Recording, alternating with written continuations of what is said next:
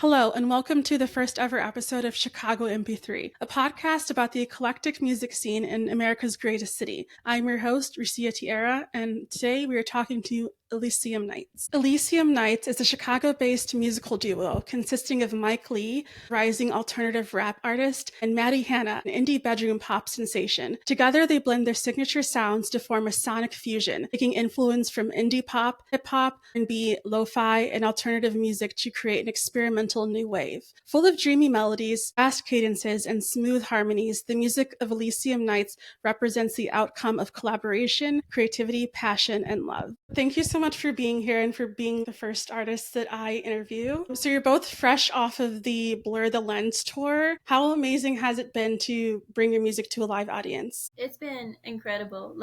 Honestly, we didn't think our tour was gonna pop off as much as it did. And we have a lot of moments in both of our solo music and together where we get the crowd involved, and it's always like a special moment when that happens. Like the energy in there was just insane. We played a basement show in Kalamazoo as part of the tour, and there's just something about a bunch of people crammed into a basement making a lot of noise back at you. It's super cool. It's when you imagine your first tour, you never imagine it to go so well, and it blew my expectations away.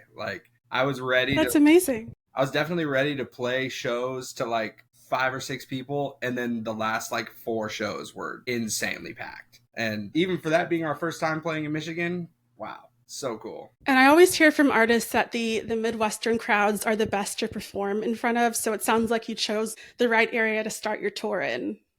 For sure. Yes, 100%. How different is it for you to perform at a local venue somewhere like Cafe Mustache, where someone you know in your personal life could show up and be in the audience, as opposed to being in a new city where you don't know anyone? Is the vibe different? Is the experience different for you? Yeah, I believe with the out of town shows, it's just kind of I'm not sure what's gonna happen. I don't know anybody here. I'm not sure what we're gonna expect, but we're gonna go out and do our thing. And if we make a fan at the end of the show, we've done our job, you know. But with local venues, we do have a following here in Chicago. We have people who I know. Obviously, we have a show on Tuesday in the west suburbs at Arcada Theater, and my friends going to that. Some of my family might be going to that. So obviously, it's a different experience because people can come to a local show, but when it's out of town, it's just okay, let's see what happens. Try it out, you know. And my favorite part is being so surprised by every city has a different energy. Every single crowd, every single person, it's insane to see. And I mean, I don't know, there's also nothing like playing in Chicago either. Chicago it's the music capital, I swear. Everybody shows love. They love all different types of genres. So that's been my favorite place to play is Chicago for sure. Yeah, Chicago really is a great music city because it's so eclectic and everyone listens to a little bit of everything. It's not people go to Memphis for one thing, they go to Nashville for another thing. In Chicago, you have everything. Oh yeah. So it's a great city to be a musician and to also be a fan of music. For sure. And that's what we're kind of trying to showcase with Elysium Nights. We're very big on mixed genres and celebrating everybody. We like to call ourselves genreless in our own music. And when we put together shows, we don't really pay attention to what kind of genre it is because there's so much amazing talent, especially in Chicago, that we want to showcase it all. We want to celebrate it all and make a community and just have people be themselves and showcase their work. So that's what we're trying to do with Elysium Nights. Yes, that's amazing. And I always believe that the best musicians are ones that listen to a wide range of music. If you listen to any interviews with the greats, they're not only citing people in their own specific genre, they're listening to a wide range and getting little bits of influences from everywhere. So you said, for example, in your song Blur, I can really hear the R&B influences. And in Kiss Me Slow, I feel like I can hear the indie pop all influences in there.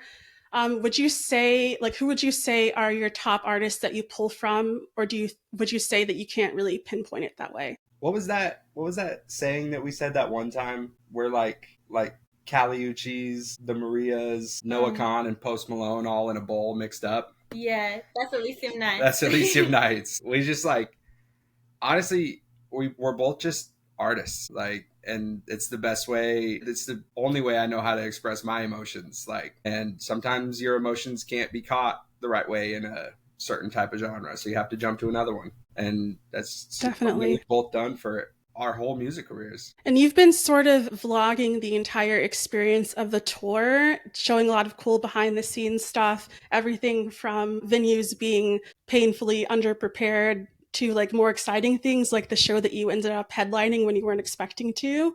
How has that experience of documenting everything helped you interact with the fans as well as other musicians? I think it provides like an element that, like, I feel like in the past there was like a thing like artists were kind of put on a pedestal. No one was really able to like have access to them, and like we're just regular people who make music, and we want to showcase kind of what our life is like as touring musicians, because like we also want to show people that it's possible, like especially as an independent artist. Like a lot of people think like you can't really tour unless you have a label or like a ton of followers, but that's really not the case. In fact, like I think touring is one of the best way to put yourself out there, and it's not really that hard to do as an independent artist. It realistically, we told one artist, like, the worst thing that a venue can say is no. Like, that's it. So just That's so true. put yourself out there and go for it. And that's exactly what we did. She's the social media marketing queen. So, like, she just went hard, and we sent out like probably over 100 emails, and we were able to book all these dates, and it was awesome. So, like, if we can send emails, anybody can send emails. Mm-hmm. Also, I'm sure there's more freedom involved in being an independent artist as opposed to having a bunch of like rich men at a record label telling you have to do this and this and this, or we're like scrapping and shelving your album. Do you know what I mean? Absolutely. Yeah, that's something like both of us are kind of trying to avoid, because like when we have our own company, like why would you want to sign on to anyone else's? I mean, we're doing things our way, and I feel like there's a big shift happening in the music industry in general, where like more people like us are stepping in, and like those old rich men are on their way out, so like we're just trying to represent that change in the landscape as independent musicians, because I feel like that's kind of the new wave, especially with our generation. Like, there's a lot of people doing what we do, and we really want to showcase that. Absolutely. There's almost like no reason to sign to a record label nowadays unless they're going to be giving you millions of dollars. But even then, you still have to like kind of sell your soul. So I don't know if it's worth it. Soul's not worth any millions. Yeah, no. So I'm so curious about your process, your creative process. When you're starting a new song, how do you decide, okay, this is going to be for Elysium Nights versus this is a Maddie Hanna song or this is a Mike Lee song? Because you both released individual songs recently. Like Maddie, you released Purple Hearts, and Mike, you released Nervous. And how did that end up being separate as opposed to a collective piece of work? Well, honestly, we just kind of feel out. We listen to a beat, we kind of feel out how it is. We both know each other's sound and what's good for each other. So like sometimes I find beats for Mike and he finds beats for me, and it's definitely like just to feel it out, feel the vibe sort of thing. Like if we both feel the beat is good for us to hop together on, like we'll hop together on a song. We also have a bunch of song ideas that we could do together. So sometimes when we start making music, we look for stuff that fits that vibe. Yeah, and we also like there's also a lot of like beat jams that we like to do where we'll just like throw YouTube on, play a beat, and wait for something to catch our attention, go from there. And we've also both got so many like different producers that are our friends that like have been so kind to send so many beats and so many like different little samples and things that we have used, and it's really just, hey, let's turn on a beat and see what catches our attention, and if we get an idea, run with it. So for the both of you, when you're making music, usually the beats are there first and the music comes first and then you add the lyrics later, or does it ever happen the other way around? Most of the time it happens the first way, but sometimes like I think of lyrics in my head, and then like I'll write them down, like I'll pull out specific lines and then use them in songs. So it's really just kind of, like I said, it's whatever comes to my mind, and I'm sure Mike can say something similar. Like there's no really like set process, it just kind of comes naturally. Sometimes I'll get like ideas for songs, like I would love to write a song about this idea, and then I'll go beat hunting for something that would fit that idea. But I would say, yeah, most of the time you hear a beat, it inspires something in you, and then it just kind of flows, it just kind of happens. So, do you typically, are you the type of people that you get song ideas when you're in the middle of like doing something, like just like living your life, or do you sit down and then it comes to you that way? Because you mentioned the beat hunting, so it sounds like you're already in the mood to be like, I'm going to go write a song. But for me, as someone that writes as well, they tend to come to me at the most inconvenient time. So I'm wondering, does anyone else have that problem as well? Oh yeah, 100%. I mean, like sometimes something happens in life, and it's like, oh, I'm pissed. Like, let me write about this, or like something makes me really happy, like this beautiful man right here, and I'm like, oh, let me make a love song, you know. So it really just comes from life experiences. It comes pretty randomly. I take a mental note of it, and then I start writing lyrics in my head. Sometimes I'll write them down, but you know, it's just yeah, it comes to me pretty randomly. It's very sporadic, like very sporadic. It sometimes I'll just be driving and hum a random melody. That was great. I need to remember that. Or like in the middle of cooking and you're like freestyling in your head or something, and all of a sudden, whoa, that's a song. Like, and it's just, it can happen at any point. Sometimes you just want to make music and you go into that beat jam and you find something and it does the same thing, but it totally happens to both of us too. Like, where we just randomly get, I can't tell you how many times both of us have gone to each other and like had like a 2-bar freestyle, and then it all of a sudden turned into a song. Like, All American, but I Never Needed Idol. Like, she just out of nowhere, it pops up, and then what do you know? It's a whole song now. And like, that's kind of the beauty of it, is it just pops up. It shows up when it needs to. Yeah, those are really magical moments when you're just like in that flow state and it's just coming naturally.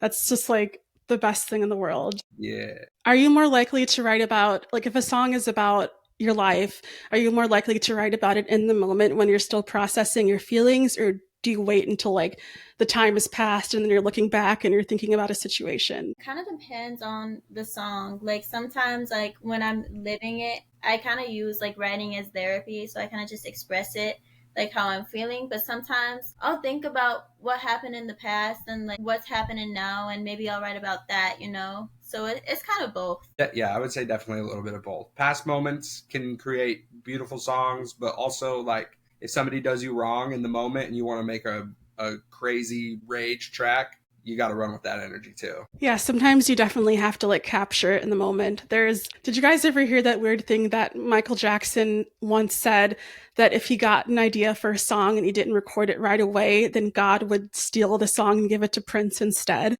I think I have heard that. Yeah. That's my like craziest superstition when it comes to creativity, is that if I don't pursue it, then the idea will get stolen and given to someone else, just like it'll float to someone else's brain. Do you have any strange superstitions about creativity or about your music? Well, I wouldn't say I'm superstitious, but I would say like I'm very spiritual. Like I believe in God and all that, and I feel like I am meant to like do music, and we're meant to do music together. Like we were brought together to do music, so it's just more of like we're just following what God wants us to do. Beautiful. And so how would you say that being a couple makes making music different as opposed to like just making music with a friend or a colleague? There's that element of love in it, especially we record a song together or when we're on stage together.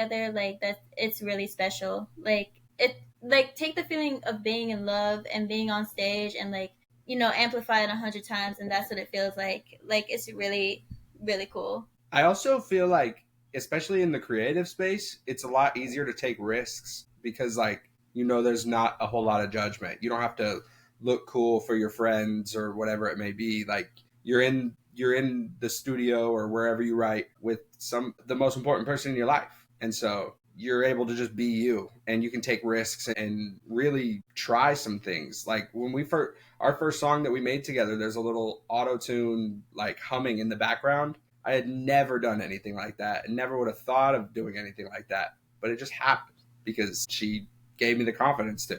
And like, that's one of the things that I love about performing and creating with her is like, wow, I really can I don't have to pretend to be the best rapper in the world or an amazing singer or be cool. I can just be me and it works. Yeah, I think that if you're ever in a situation where you're trying to make music with someone and you're not like fully comfortable with them, you can't really relax. I can imagine that would be restrictive, and that's definitely not something that's conductive to quality music making. Yeah, and that's also like a reason why I love working with him so much. Is like it's like you said, it's a safe space. Like I can really try and take some risks, knowing that like he'll be honest, but also like he won't judge. And like that's what I feel like a lot of creatives need is like to have that person that won't judge you, but can be honest with you. You know, I really value his opinion a lot when it comes to my solo music as well. Like, both of us with our solo music, we're both involved in it. You know, like it might not have our names on it, but like we both give each other suggestions.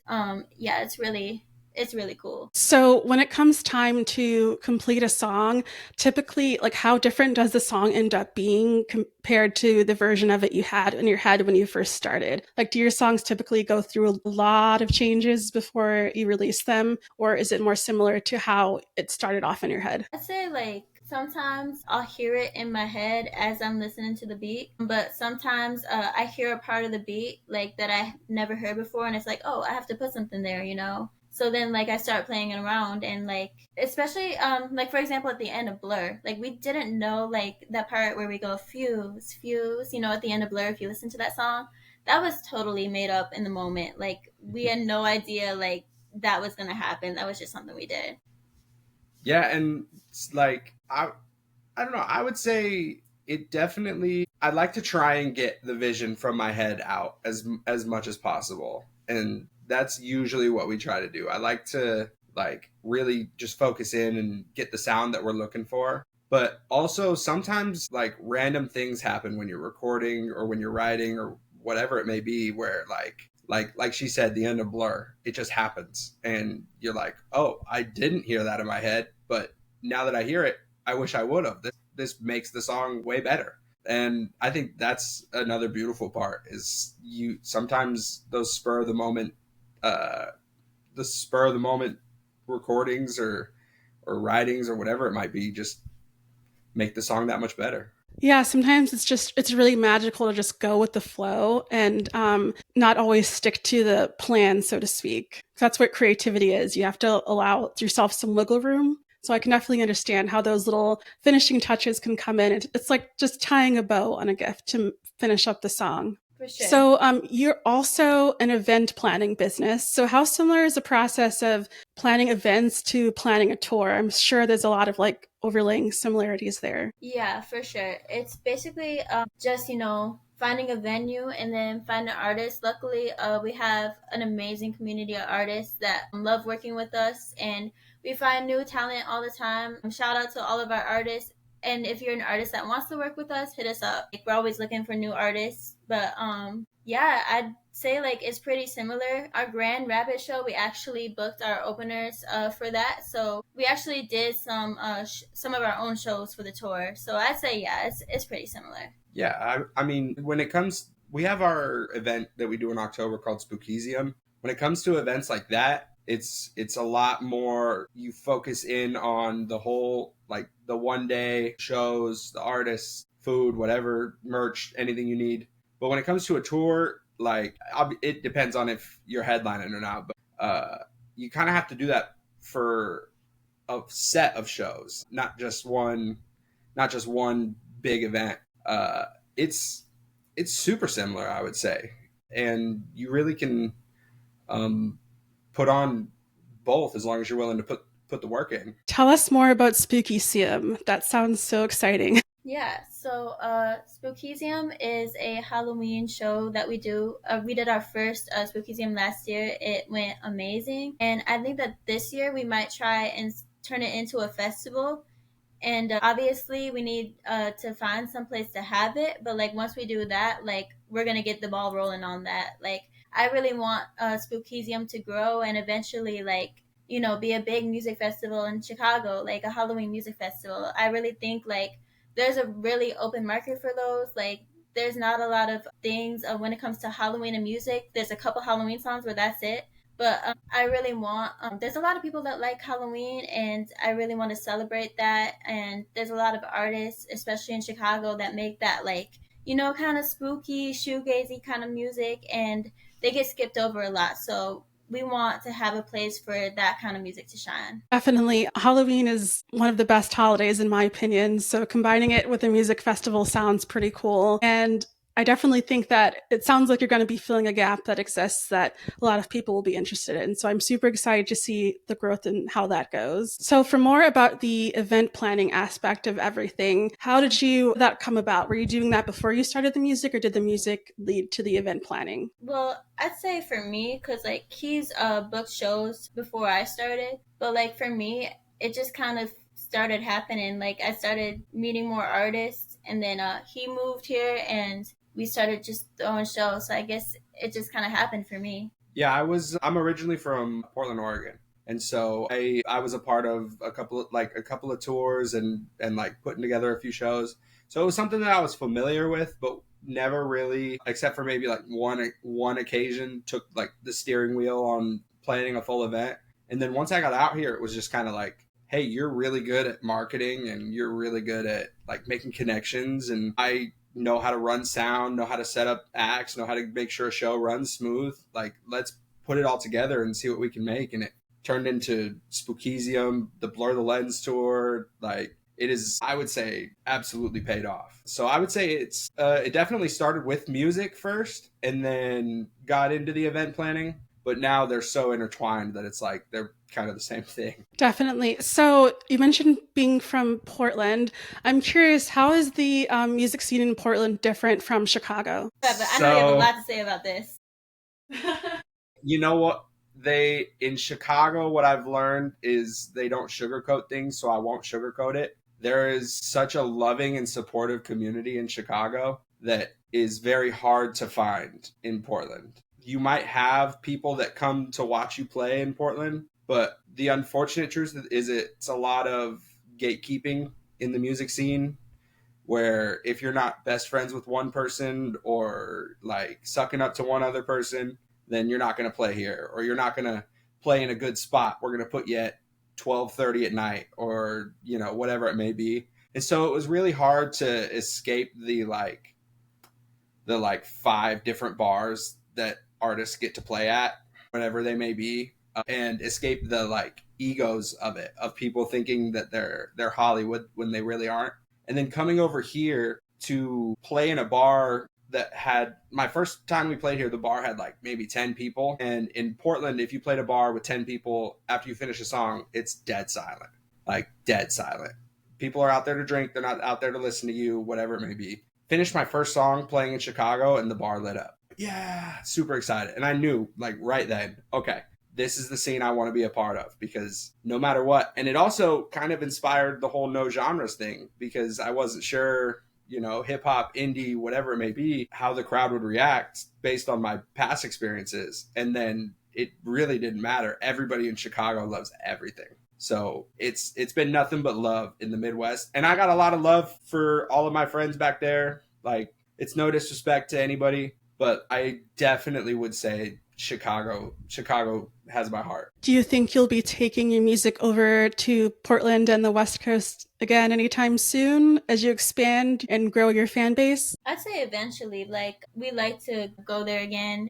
I performed in Portland. That was my first tour, show with him. So, like, we definitely want to go back and have another event like that. But I'd say, yeah, we're hoping to do a West Coast tour in the future as our business grows and expands.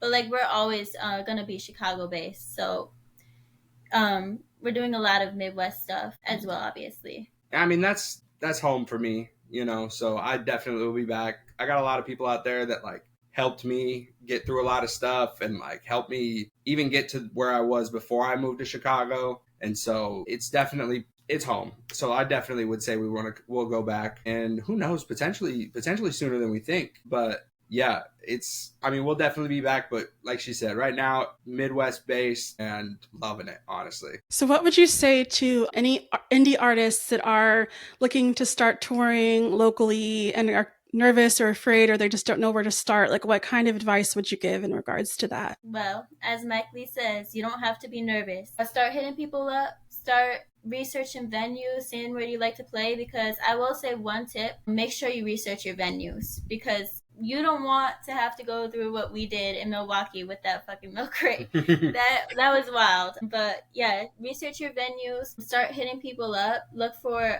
people that throw shows in the cities that are nearest or closest to you, and if you want to even throw your own show, like just start emailing venues, sending your music out. Make sure you have a good pitch, a good bio. It's pretty not that hard. You could use like, obviously don't use AI, don't use chat GBT, make it a little bit more personal than that. But yeah, just start putting yourself out there, because like we said, the worst they could say is no, and that could really lead to some amazing opportunities. I'd also say like one thing that at least in Chicago, there's a huge open mic scene. Huge open mic scene where you can just show up and play anything and like make friends. And then once you make friends, who knows, like you make one friend and, well, hey, I have this venue on the south side, I have this venue up north, and now you're in. And like she said, all you got to do is send an email and make sure that it's not just, hey, can I play here,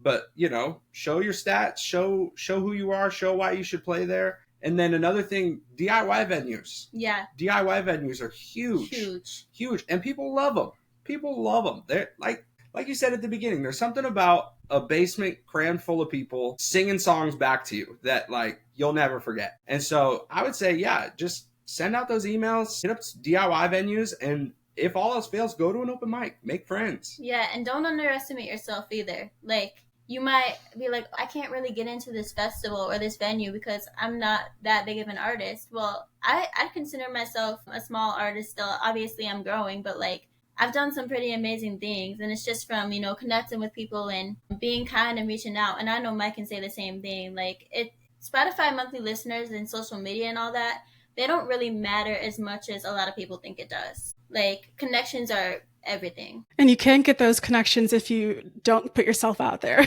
Exactly. The worst thing that anybody can ever tell you is no. That's it. That's the worst thing that they can say.